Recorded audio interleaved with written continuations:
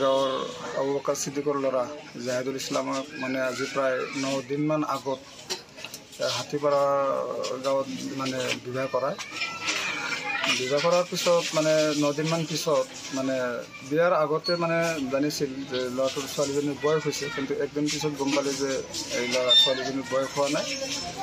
তো আমাৰ গাঁৱৰ মানুহেতো গমেই নাপায়, ইফালে মোকতো জনোৱাই নাই। মানে ছিক্ৰেটলি বিয়াটো পাতিছে, দুয়োপক্ষৰ গাৰ্জেনে মিলি বিয়াটো পাতিছে।